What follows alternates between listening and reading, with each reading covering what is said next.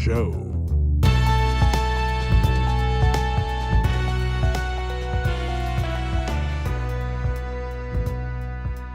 Well, I'm here again, and as I always commence, brothers and sisters, friends, enemies, and neutrals. Now, as I've said, I make hats. If I make a hat and it fits your head, that's on you. So if you choose to be a brother or a sister, fine with me. A friend, I can tell by your conduct. Enemy, I disregard enemies because that means people have a negative attitude, which nothing I say is going to alter. So I just dismiss them with the notion that they're entitled to their opinion. And as long as they don't put their hands on me, they won't have anything to worry about from me. I'm a man of peace. There was a general, and he made that comment, and people wondered what in the world he meant. He said, well, I want a piece of this, a piece of that, and a piece of the other. That's why in English, words can sound exactly the same, but they have an entirely different meaning. But when they're written, you can see what the word is and what it means. When I say neutrals, those are the people who don't want to take the time to make an opinion, or they just don't have opinions, or it's come see, come saw, let it be the way it is, live and let live. So I want to cover the waterfront. Underneath it all, we're human beings. We communicate by means of the spoken word in a situation such as that I find myself in here. I speak English, so I use English. But often I do wonder, now that I will be 85 years old in July, what would I be had my ancestors not been dragged over here in chains from Africa? What language would I speak? Africa is not a city. Africa is not a country. Africa is a continent. I have no way of knowing what my origins are. But unlike some people, I'm not going to contact that, I guess you call it a company that will help you find your roots. What difference does it make to me? And this is a rhetorical question. It's not asking for an answer. If I had an ancestor who raised horses or stole horses, one person said, the thing about talking about your ancestors is that it's like beets. The best part is underground. So every pot has to stand on its own bottom. Now, if it could be accepted by everybody that anything born of a man and a woman is a human being, if the world started with two people, and that's hard for me to believe, but if it did, then everybody literally would be related. Everybody would share aspects of the same DNA. If you consider the number of people currently on the earth, and there are mathematicians out there, statisticians, others, how long would it take to have a population the size of the earth if it started with just two people? But even the Bible makes that hard to believe, because when Cain killed his brother Abel, all that, if you read the Bible, you would know is that there were two adults and two boys who had grown to manhood in the garden, four people. But that cannot be the whole story, because when Cain killed Abel, God banished him from the garden. Cain said, this is too cruel, and I'm paraphrasing. This is too cruel a fate. Every man's hand will be lifted against me. So God put a mark on him so that no man would raise his hand against Cain. If God was the one who said and meant, he who sheds a man's blood By man shall his blood be shed. Why would God put a mark on the first murderer so that no man would raise his hand against Cain? Those are some of the mysteries of the Bible, and they don't seem to bother those what are called Bible believing Christians. How could there be other men in the world on the earth who would menace Cain if the only two people who were here that produced children were Adam and Eve? Yet there were others here because Cain went to a place, I don't remember if it was the land of Nod, and he took a wife. Well, maybe he married an orangutan. Maybe he married a chimpanzee. Maybe he married a snail. Snails could have been bigger in those days. You don't know what was going on then, but it's why many things that human beings produce, especially in the way of writing, must be taken with a grain of salt when they inject mysticism, ghosts, goblins, supernatural forces that supposedly can be persuaded to interfere and become involved in the activities of human beings.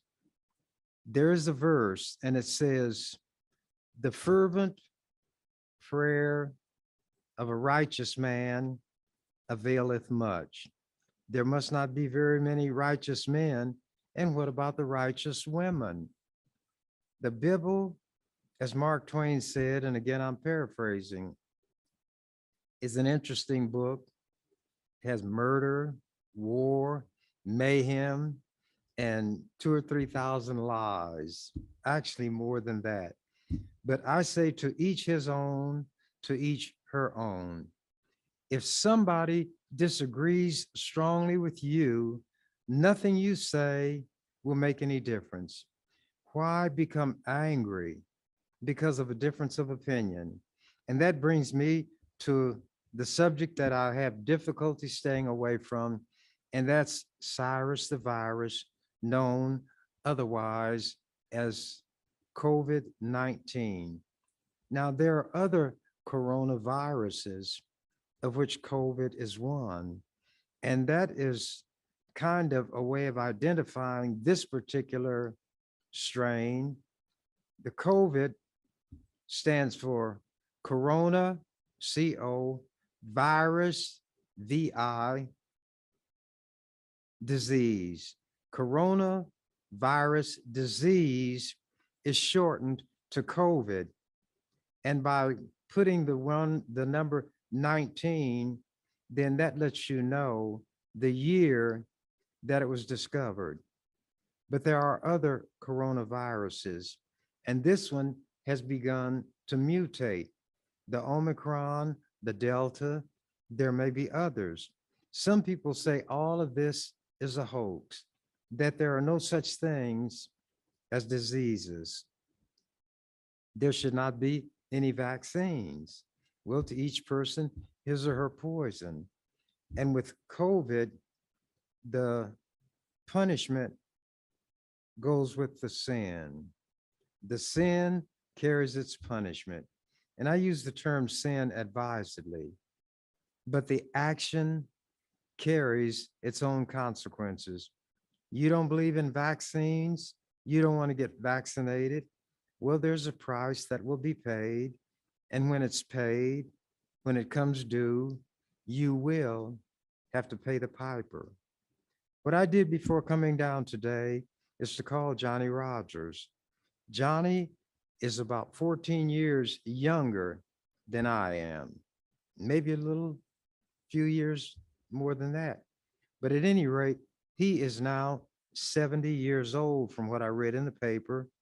I'll be 85 in July.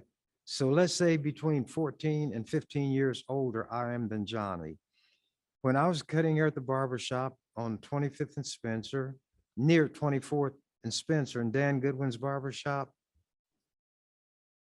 Johnny used to get his hair cut there. And so I knew him from the time he was a small lad. I was aware of what he did in high school playing football. Johnny was a whale of an athlete. He never was that large when you consider the size of the other people who played football. But what he lacked in weight and size, he made up for with elusiveness, speed, and an uncanny ability to not be where they thought he was when they attempted to make a tackle. And because of that, 50 years ago, last year, Johnny made a run in a football game called the Game of the Century between Nebraska and Oklahoma. And naturally, I was pulling for Oklahoma. Johnny received the punt, and Johnny ran through that Oklahoma defense like a hot knife through butter. He ran all the way back for a touchdown. It is a classic play. Some people use the term iconic. It hasn't been seen again in exactly the way Johnny did it. And he was so elusive, was so fast that he was given the nickname of Jet, not just because it starts with a J and his name starts with a J, Johnny the Jet. They called him that because he could move like a jet plane. Well, Johnny didn't think he ought to get vaccinated against COVID because he didn't like to have things injected into his body. Do you think I would fall out with Johnny because he chose not to be vaccinated? Do you think I'd argue with him? I would discuss it with him, but I wouldn't argue because it's up to him to live his life the way he chooses and die the way his life leads up to his dying. I found the articles that I'd been looking for that describes Johnny's run-in with COVID, and I'm going to read them, then have a comment or two, because I talked to Johnny by phone just before coming in today. Headline from a December 6th World Herald article, Husker legend is in hospital with COVID. Subhead, Rogers was admitted to intensive care unit, but is, quote, feeling much better, unquote, business partner says.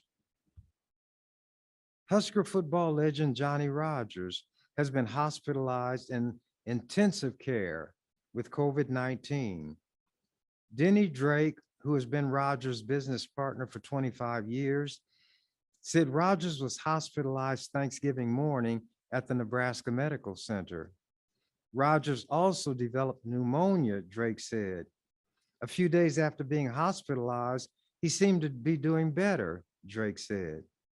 That first weekend, Rogers posted this on Facebook, quote, I am thankful for my children and family and thankful for the many friends that I have. Thank you for the years and years of support and showing me you care. In our lives, we will face many kinds of adversaries. In our flesh, we might feel that there is no hope, that no one cares about us. And I knew what he was leading up to. He's going to get into mysticism. But these are moments to keep praying, to quote, keep alert and be thankful, unquote. Yes, to thank God, confident that he hears our prayers and that we can trust him, unquote. A few days later, on Tuesday, Rogers, quote, took a turn in the wrong direction, unquote, Drake said, and was admitted to the intensive care unit. Quote, he was pretty weak until late yesterday, Drake said Sunday afternoon. He called me this morning and his voice sounded good. He said he had taken a turn toward recovery and was feeling much better. Drake said additional information should be available this week. After a stellar career at Omaha Tech High, Rogers broke numerous records at Nebraska as part of national title winning teams in 1970 and 71, 2 seasons, and earned the nickname the Jet. He also had one of the most famous plays in Husker and college football history with his punt return for a touchdown in the game of the century against Oklahoma. He capped his career with the Heisman Trophy, a first for a Husker, in 1972, and was inducted into the College Football Hall of Fame in the year 2000. He is also an entrepreneur, community activist, and author. He and Drake are partners at Performance Solutions Worldwide and are co-founders along with William Reed of the Jet Award Foundation and Trust, which hands out the Jet Award annually to the top return specialist in college football. And that was written by Deputy Sports Editor Kristen Donovan.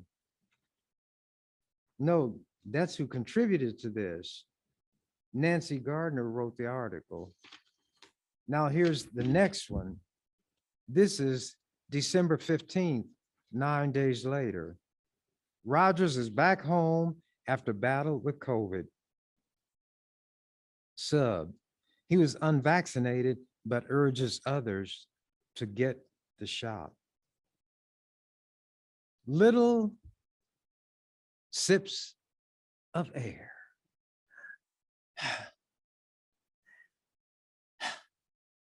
That's all Johnny Rogers could muster. The 1972 Heisman Trophy winner lay in an Omaha hospital bed in late November, an oxygen mask strapped to his head, thinking about nothing but breathing. Quote, as long as I could take a sip, I could get better, unquote, the 70-year-old Husker football legend said Tuesday. I couldn't quit. Rogers returned to his Omaha home this past weekend following a harrowing month-long COVID scare that consumed several members of his family.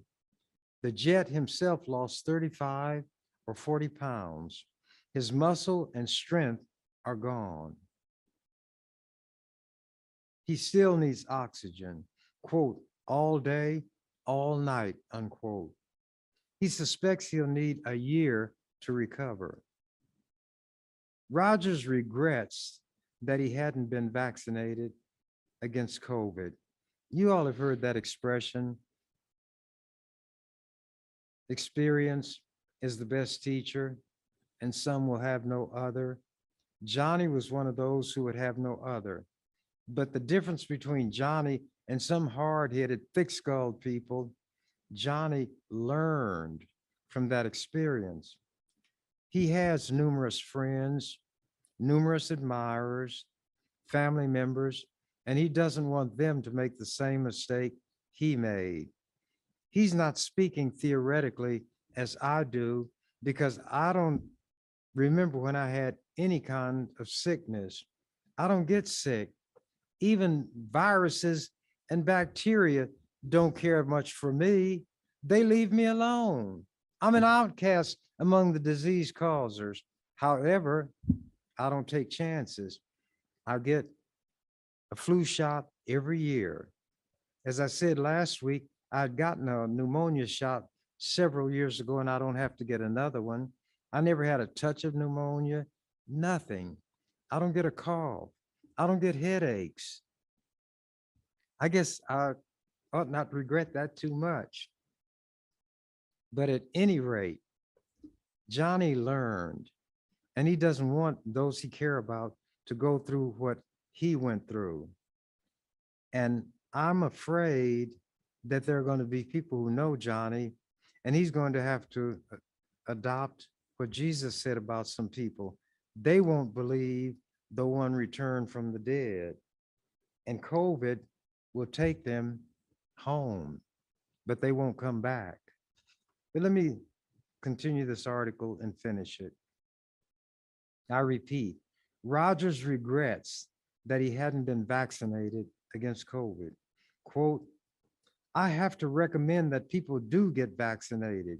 If they don't, they're not going to be as strong as me. They won't make it. They won't make it. You can shake it, You can bake it, but in the end, you won't make it. And when it comes to your life, Cyrus the virus will take it. Continuing. Roger's family members first got crushed by the virus. His daughter, Latanya, and her mother, Shirley Pons. They were sick in Denver when Roger's son, Terry, drove 500 miles to help out. Then Terry got sick also. The University of Colorado Hospital would only admit his daughter. Quote, they had no beds, Johnny said. So he waited for his daughter to turn the corner, then transported Terry and Shirley back to Omaha, where more help was available. Rogers knew he'd likely contract COVID from the 10-hour drive, but he did not think he had any choice. A week later, as his family members improved, Rogers came down with a virus. I was expecting it, but this says he came down with a fever, a precursor to the virus. There was a song, and one of the lines, they were clever. It said, then I heard my Uncle Sam say, here I am. Uncle Sam wants you, boy. Well, that's what Cyrus said. Johnny said, quote, I was expecting it, unquote. Johnny had not gotten vaccinated. He had no experience of a personal kind with anybody who had a run-in with Cyrus. But then members of his family were smitten. When God was having this contest with Satan, they were making little wagers. Satan wanted to show God that he could make Job curse him. And God said, do what you want to him at first, but don't put your hand on him. Then Satan said, skin for skin, all that a man hath will he give for his life. So God said, well, you can torment him, you can afflict him, but don't take his life. Johnny knew that Cyrus the virus was one who will take your life. There'll be no bargaining, no saying I'm sorry, and it make any difference. Fortunately, Johnny was strong enough to still be here. On Thanksgiving morning, the 50th anniversary of Rogers' famous punt return in the game of the century, his doctor directed him to go to the Nebraska Medical Center emergency room. Rogers wanted no part of a ventilator where he feared he'd lose consciousness and determination. He spent a week in an oxygen mask, almost sleepless. He couldn't even take a normal breath. This is Johnny the Jet. His engines had been cut off. His motion had been converted into standstillism, go nowhereism, facing possible deathism. Quote, it took every bit of resolve I had to realize I couldn't do nothing, but I had to do something. I had to fight. As long as I could do something, I could make it. Slowly, Rogers pulled through. Once his breathing progressed, he tried to resume the simplest movements. At first, he could not stand up, couldn't even hold up his arm or lift his leg. Then he could do it once, then twice. 2 weeks after his hospital admission, Rogers returned home with no medication aside from oxygen. Had Johnny not been as strong as he was, it would have been a different outcome. Rogers resisted the vaccines because they were, quote, experimental, unquote, he said, not according to science. Nobody can guarantee what impact a medicine is going to have, even if you're not allergic to it. In that sense, you could say everything is experimental, even food, because you could eat food and have the kind of reaction that could take you out of here. But if by experimental, you mean there's no background in science, not enough information or knowledge to make statements about what it is likely to do, even though there's no guarantee, it's not experimental in the ordinary sense of that word. It is science speaking loud and clear. And although some people who've been vaccinated have contracted the virus and died, but these generally are older people. Those who are not older and who have no underlying condition will get a milder version. And instead of dying, they'll produce more antibodies to ward off what they did catch. Am I a doctor? No. Am I a scientist? No. Do I profess to be either one? No. But I can read and I understand what I read. And I can listen to people who have done the writing of the things that I read. And I have confidence in what they've written. And when there are millions of people who've gotten vaccinated who don't come down with the virus, but there are hundreds of thousands who didn't get vaccinated and they're dying, I say the evidence is such that I'd put my money on the vaccine. It's like that song, it was a comedy song, bet on Stu Ball, he's gonna win, win, win. Bet on Stu Ball, because he's gonna win. But Stu Ball, in the process of running, could have broken a leg. But that's an unforeseen event, and such unforeseen events can befall anybody at any time.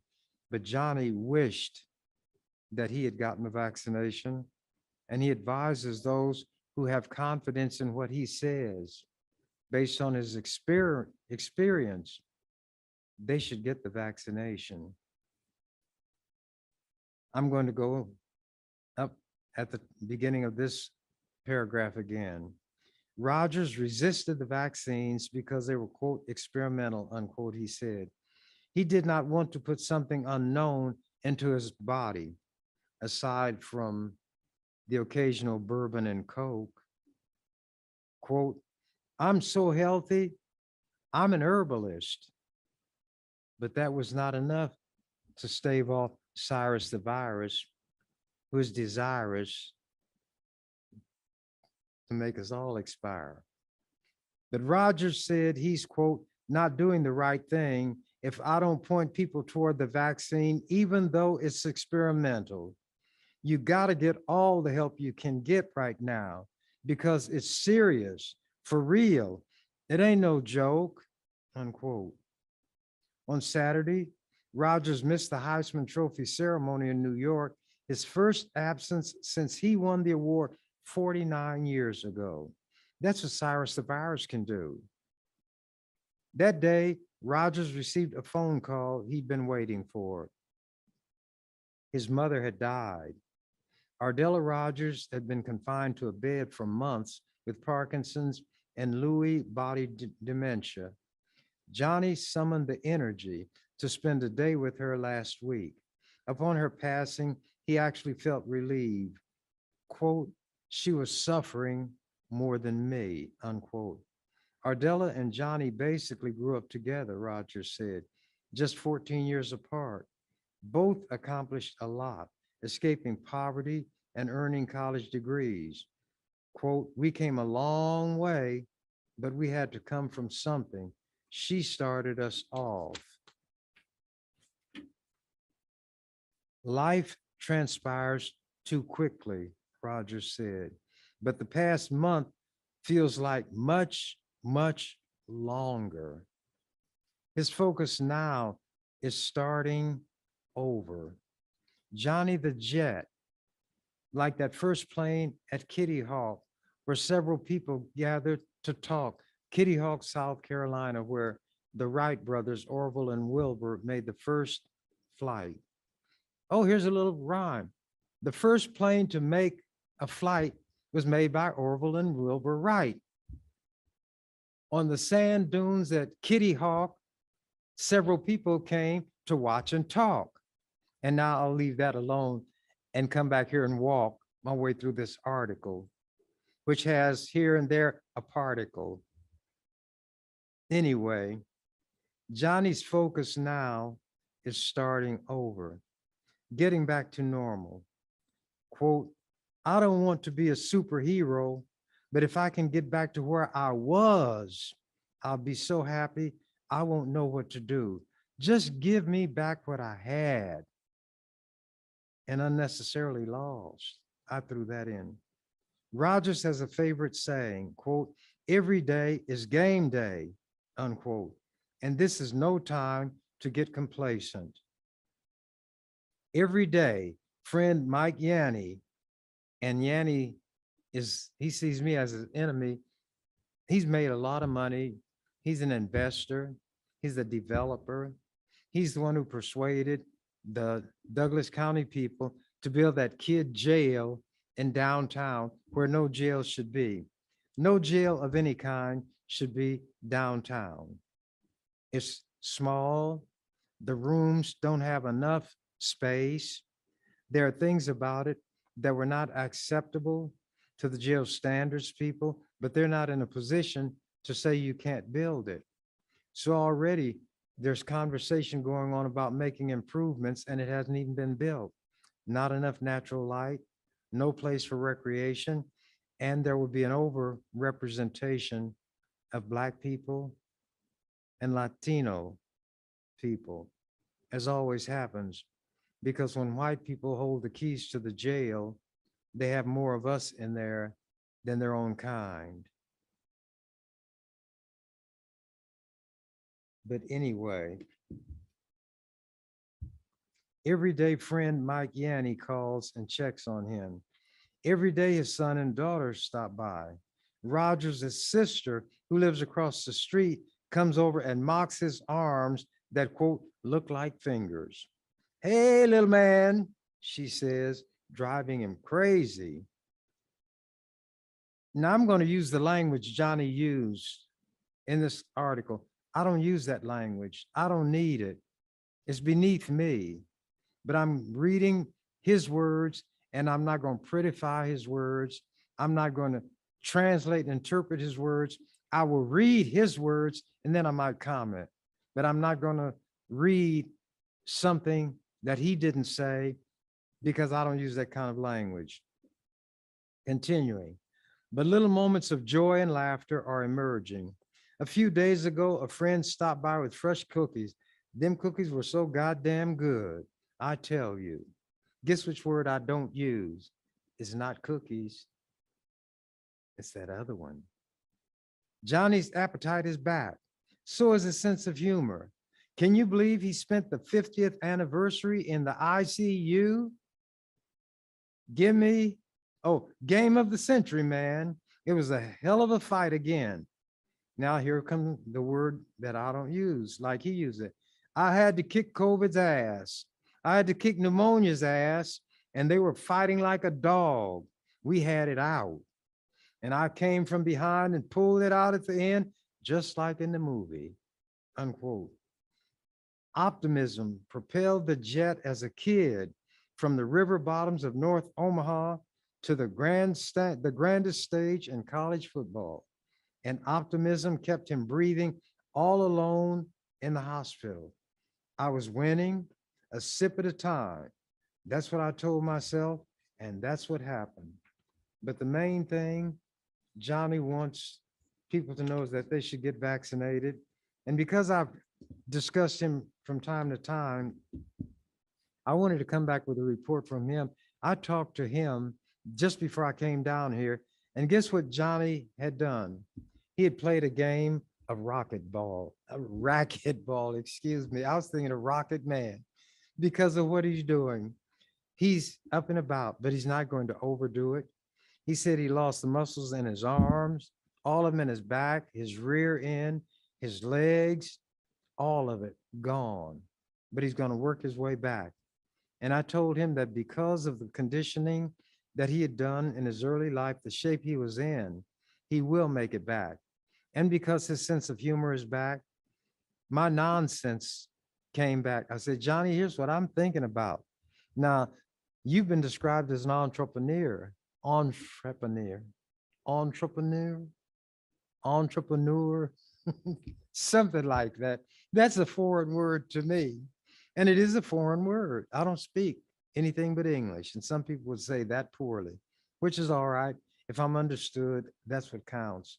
The purpose of all communication is to be understood, whether you use drums, smoke signals, writing, speech, music. If you can transmit what's in your mind to the person you're giving it to, that comprises communication. And that's what all these signals that we send out from us to somebody else is about. Communicating to them what is in us that we want them to understand. I told him that I want him to hire me as his agent, and I am going to get him a contract in the NFL to play football. The first player at Nebraska to get a Heisman Trophy. The first one to get COVID and recover at 70 years old. And I want to get him a contract in the NFL. And I want to get him a contract to play, not running back, because he is a little small for that. We won't call it split end, but we'll call it Johnny the Jet hanger and launching pad. That's what will be. And Johnny laughed. But wouldn't it be something? What I did when Gale Sayers was at his peak with the Chicago Bears, I wrote a letter to George Halas, the coach, and told him that he was known for doing things that were outside the box, that Gale has a brother who is faster than Gale. He may not have the moves, but he could be considered for returning punts. And Roger used to get his hair cut at the barber shop. And I mentioned that this is what I want to do. And Bill Armstrong was a barber there at the time. Dan Goodwin, the proprietor, was there. And he thought we were kidding. And maybe everybody else did, but I wasn't kidding. And after we talked about it, we decided that that's a good thing to do. When I say we, I mean the barbers. So I wrote the letter. All three of us signed it and sent it. And guess what happened? Roger got a phone call and he was given a tryout. So it was not all in vain. You don't know what you can do until you try and unless you try. You will never see me discouraging people from doing anything that will improve self, strengthen your belief in yourself, get that iron in your spine that will let you stand without falling simply because somebody disagrees with you. Persuade you to trust your judgment and have confidence in yourself. That's what I would be about. And if it goes amiss and you're not interested, that's your prerogative. I still wouldn't feel it was time wasted. We don't know how much attention somebody is paying to what we're saying. They may not even know. But at any rate, the letter was written, Roger got his tryout. As Black people, we cannot be downhearted or disheartened because of the horrible things that were done to our ancestors all those years ago, decades ago, scores of decades ago. Inhuman and certainly inhumane mistreatment, the ravishing or raping of our women, of our little girls, and quiet as it's kept, but not quiet enough for these white people of today. Thomas Jefferson, the one who is given credit for being the main writer of the Declaration of Independence, which says, we, white people, hold these truths to be self-evident, that all men, and in his mind, except black men, are created equal. But he didn't put that in because he was trying to show Britain, England, George III, who was the king, that the colonists in America who had come from England are equal to the Englishman who's never set foot off the island. So he was talking about the equality between American white colonists and Britishers.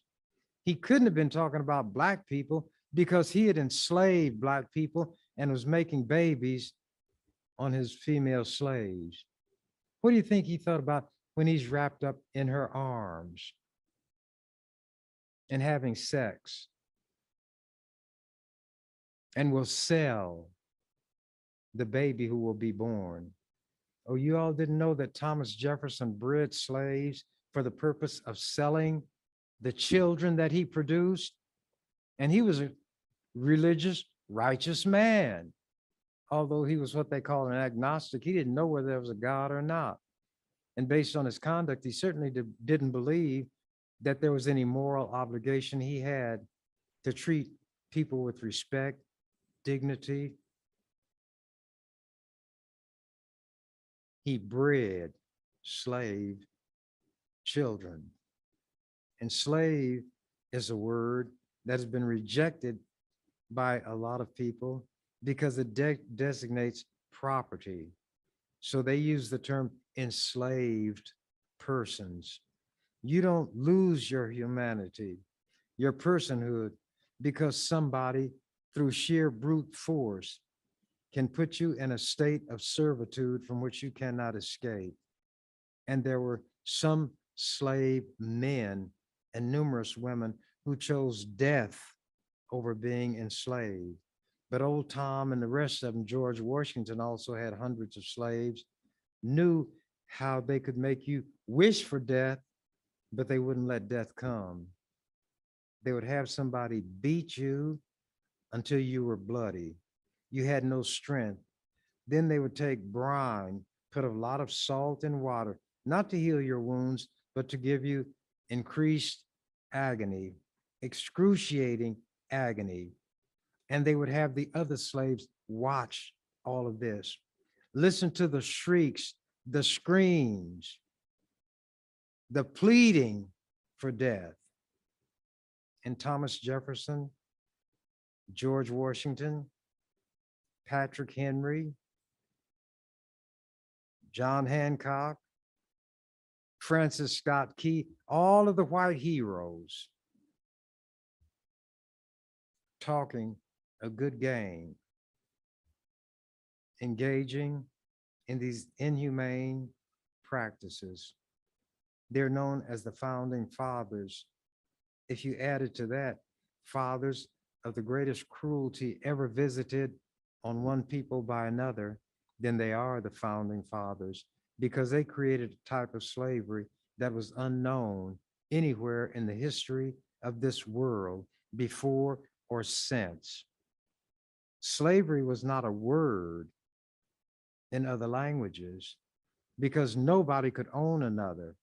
Somebody could capture another and put that person in a status of solitude, but that person remained a person. And there were certain things that could not be done to those persons in solitude without violating the law. But when it came to us, it was entirely different. And this is why some of these so-called anti-CRT critical race theory people don't want those things taught. They said it will have little white children apologizing for being white. These things are not even taught in grade school. But where were the white Christians of concern when I, as a very small lad, the only one of my complexion in grade school, with a teacher, although not personally known to my parents, A teacher, my parents, before I left home and was sent to the clutches of this teacher, taught me to respect my teacher. They were all females at that time because she would teach me things that I needed to know and that I would learn nowhere else. But my parents did not warn me that this teacher would create a set of circumstances for me to be humiliated, shamed, embarrassed, not understanding why this was being done to me. And that was when she read the story of Little Black Sambo and had caricatures drawn, the black blob, big red lips, eyes like saucers with dots on them, little braids with 1,000 ribbons, and the little white kids could laugh. My parents didn't prepare me for that. They probably had no inkling that when I went to this white school, that their child would be treated in that fashion. And there was nobody I could turn to. And I hadn't done anything to those white people. I had shown respect. I always was a respectful, obedient child. I didn't get in trouble. That doesn't mean I never did anything wrong. You know how I entered a life of crime? We would go into this garden and steal tomatoes, never more than we could eat. I found out later that the people who owned the garden knew it, and they would have given us the tomatoes. But at any rate, there I was in that classroom, these things being done to me. And these racist white people today say that they don't want their little children taught about what white people had done because it will make them embarrassed and ashamed of being white. Well, they're not ashamed because we say what your ancestors did. You're ashamed because of what they did. And these people who don't want critical race theory taught don't want the truth taught. They want to expunge the truth of history from history when so-called history is taught to white children. And if any of them who've been deprived of this factual information wind up with a scholarship to some other country, and these people in that country know more about this white kid's history than the white kid, and the white kid would deny that this even happened, he'd be a laughing stock. He'd be run right back to the shores of this most racist of racist countries. I repeat these things. They bear repeating. Just like when that teacher repeated the insult that was the name of that child in that story, Little Black Sambo. But I didn't identify with what she showed me in that book. I identified with the ridicule that was being heaped on that child, and the white kids looked at me. And the teacher never said, "We don't laugh at each other," when they laughed at me, although she was very adamant about little white kids not laughing at each other if they did something that genuinely was funny. The teacher said, "We don't laugh at each other." And she could have added, "We'll save that for Ernest over there." White people, not all of them, can be vicious and cruel. And when you add to that cruelty Christianity, you've got a combination that would make the so-called monster Frankenstein shudder, make the Wolfman howl and take off running, make Dracula say, "Their blood is unfit for a vampire to drink because it may reduce me to the level of cruelty that they occupy." Did I make Thomas Jefferson a slaveholder? Did I make George Washington a slaveholder? Did I make Francis Scott Key, who wrote the words to the national anthem, a slaveholder? Did I compel Patrick Henry, known for saying, "Give me liberty or give me death"? Did I make him a slaveholder? Then why am I to be condemned when I describe what these vicious, low-down, inhumane, racist dogs, let me apologize to the dogs, Dogs don't do other dogs the way these white people did black people, and then produce babies and sell them. There were black women who killed their children when they were born rather than have them grow up and live a life of slavery.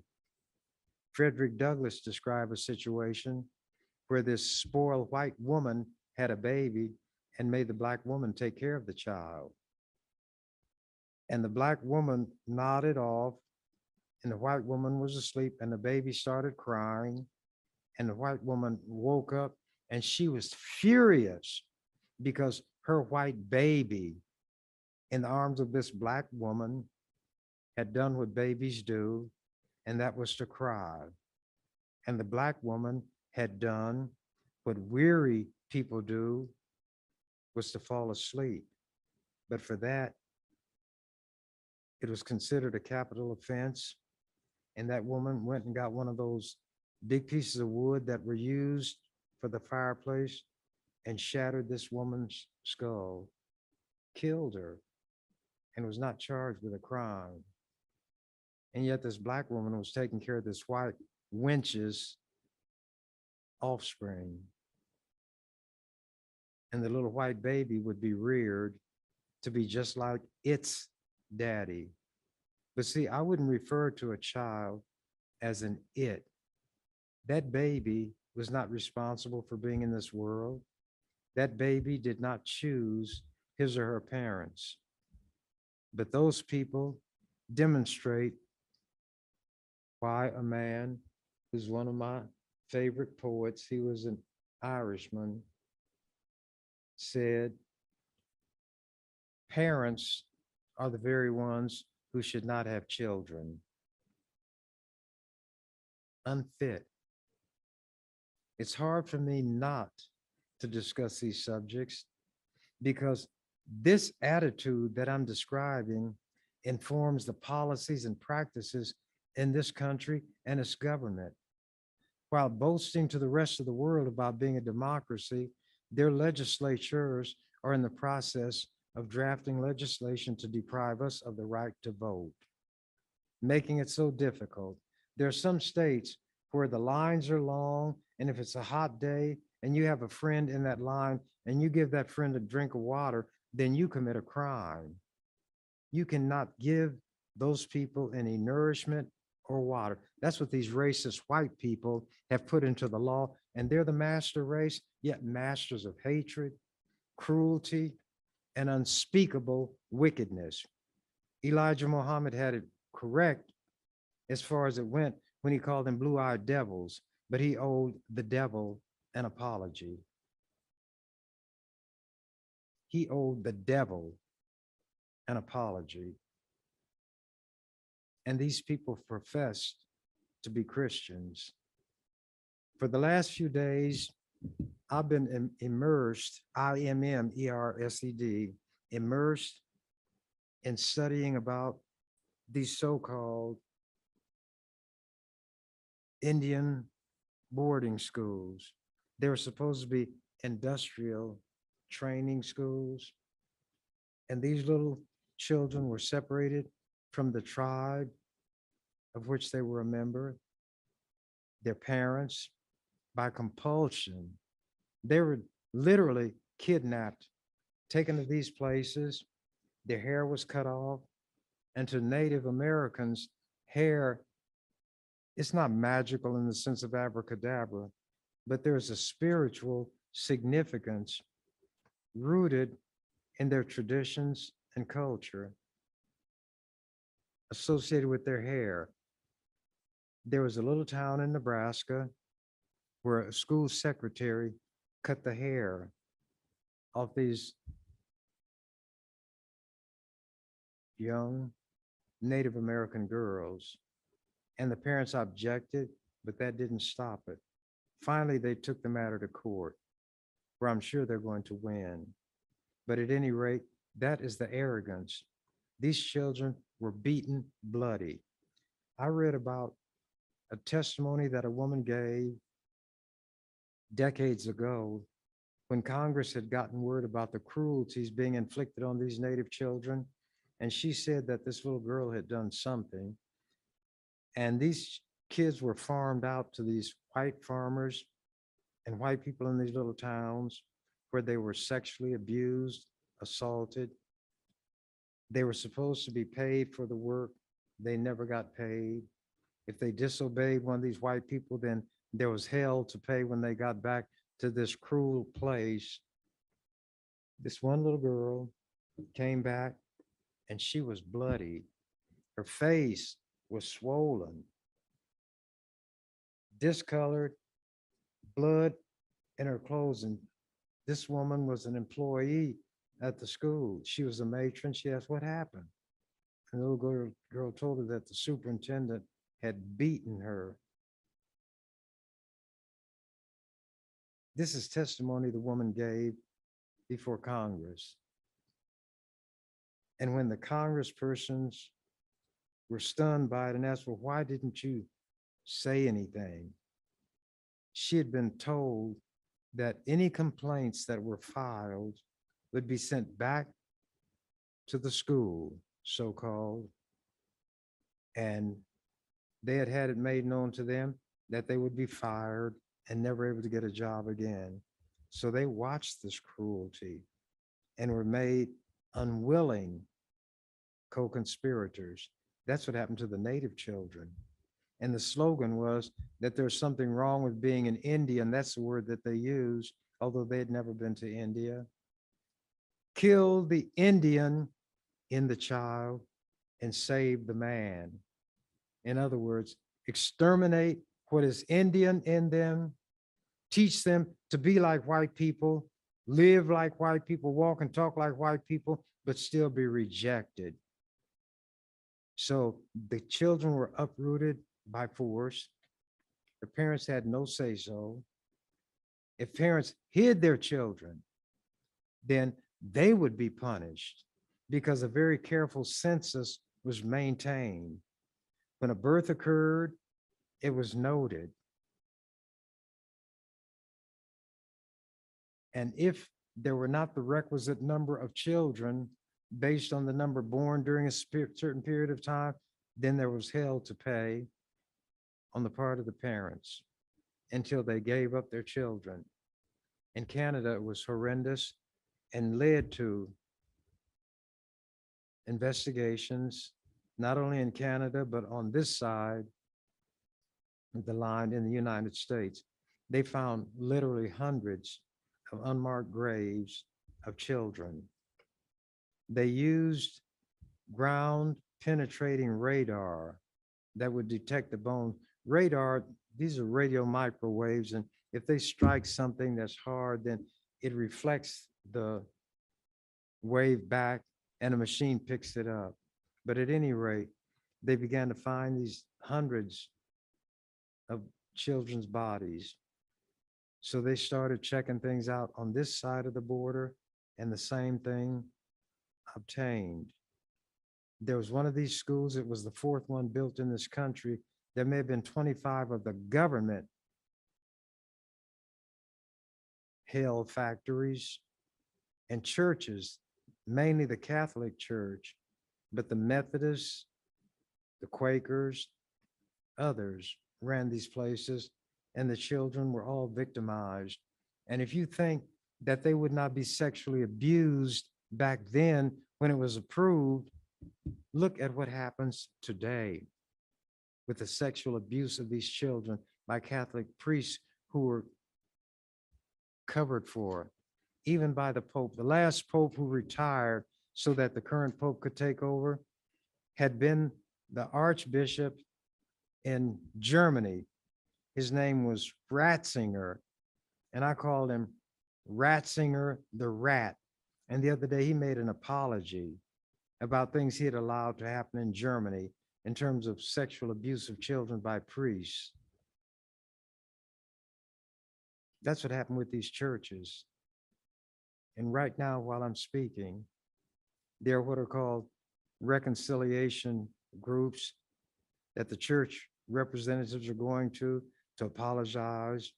Some of the churches are opening their archives and their records, not because they want to do the right thing, but because of the possibility that some of these descendants of those children, many of whom were murdered at these facilities, these descendants may be able to find somebody who was a member of their tribe, who may have been a member of their family, but at any rate, the remains could be recovered and buried either on the reservation or in a family cemetery plot.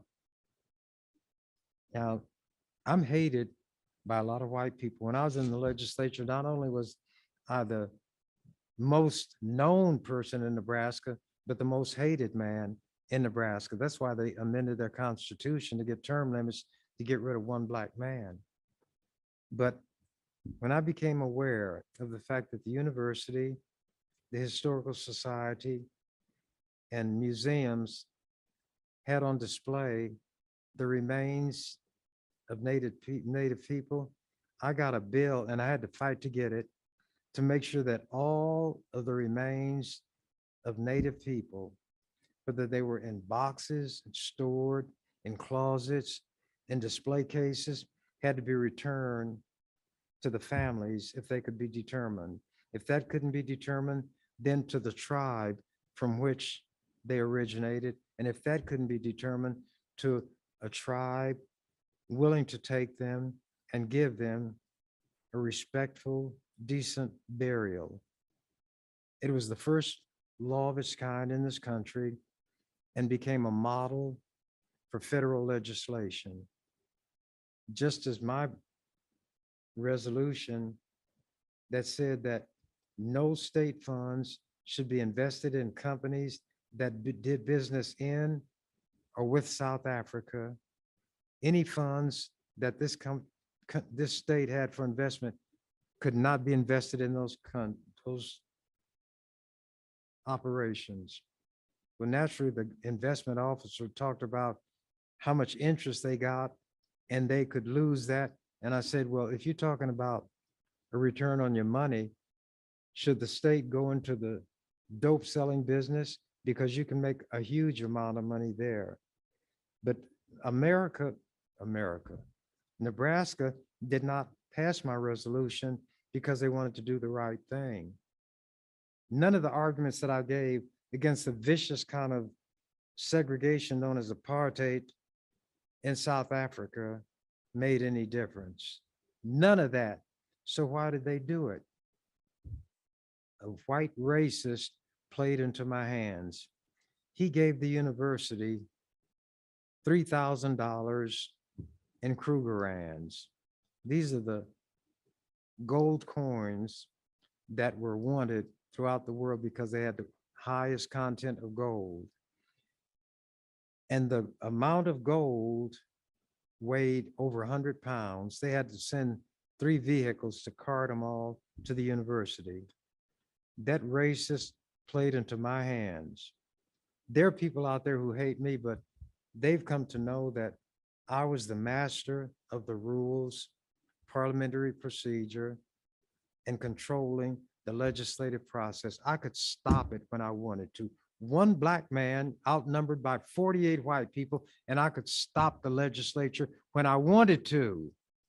One woman put in the paper,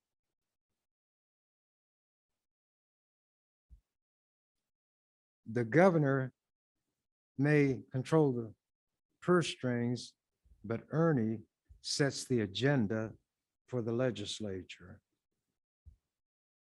So being always alert to see an opening that would put me in a position to use my knowledge under their rules to obtain what they wouldn't do because it was just. I said, here's what I'm going to do, because my resolution had been introduced. I'd introduced it, there'd been a hearing. The consul general of South Africa, who was headquartered in Chicago, they didn't have real ambassadors because they didn't have that kind of relationship. America in its hypocritical racist self didn't want that kind of connection to South Africa, but they let the consul general have an office there. He came and testified against the bill. Asked, how could I know what goes on in South Africa without being there? And I said, well, you're wearing shoes. I don't know that your shoes have a sole and a heel, but I believe they do. I know they do. And I'll bet you $1,000 against a penny that they do. And I've never seen the underside of your shoes. Well, I knew how to get those people. Here's what I told my colleagues. When the budget comes up for the university, I'm going to have somebody calculate the dollar value of those Krugerrands, and that is the money I'm going to deduct from the university's budget. And they knew I didn't shoot blanks. So the senators from Lincoln, where the university is located, asked me, Ernie, what can we do to persuade you not to do that? I said, I've got a resolution. You all know what it is, to stop investing state funds in South Africa or any company doing business in or with South Africa.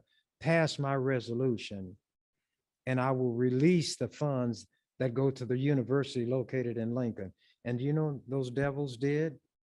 Not all of them voted for my resolution, but they voted to pass it in sufficient numbers. And I believe my time is up. So how many minutes? Okay. I was given the word that I got a few more minutes. I'll finish that story. I told them that if you vote for my resolution, it had those whereases, talked about the racism, the cruelty, the mistreatment of the Black people in South Africa and all of that history. Vote for that resolution and I'll let you have your budget. Now, how arrogant could somebody be? How self-centered, how presumptuous could a lone Black man be to dare to tell 48 white people who have the votes, if you don't give me what I want, I will take money out of the budget that would go to the university. Couldn't they get 48 votes? There were 48 of them, but here's what they knew. Like tentacles or like roots that go deep into the earth and proliferate and spread, they knew there was other legislation pending. And they knew that not every senator would vote for their legislation. And if Senator A had a bill and he had offended me, then Mr. A couldn't count on Mr. B because Mr. B didn't want me to go after his legislation as I was going to do after Mr. A. So you could say it was like a reign of terror, but it was righteous terror. And it was not terror, it was mastery of the rules and the legislative process, learning their rules, mastering them and the procedures of the legislature and beating them at their own game. A grown Black man who knew how to fight, not an innocent Black child who didn't know how to fight and couldn't fight. And I think of all the other little Black children to whom that happened. So in a sense, I'm avenging them by the way I do in the legislature. But unlike white people, my arms, my protective arms, embraced all of those who had no voice, no friends, were among those I described as the least, the last, and the lost. I didn't care about their religion. I didn't care about their color, complexion, national origin, or their sexual orientation. They were human beings, and my job as a member of the legislature was to make sure that the laws were just and fair, meaning that no person was above that law, no person was below that law. And I did the kind of job that made them conclude that 30 years after I croak, I'll probably be in their Hall of Fame, which doesn't mean anything to me. But Before I left the legislature, I became the only living person who had anything in that Capitol building named after him or her. There are other people who have things named after them, but nobody who is alive and still functioning, as was the case with me. And I say now, what the canary said when they let him know the cage door was open, I'm out of here. Thank you for watching The Ernie Chambers Show. If you'd like to make suggestions, email us at ewcfacts@gmail.com. That's ewcfacts@gmail.com. This has been an EWC Communication production.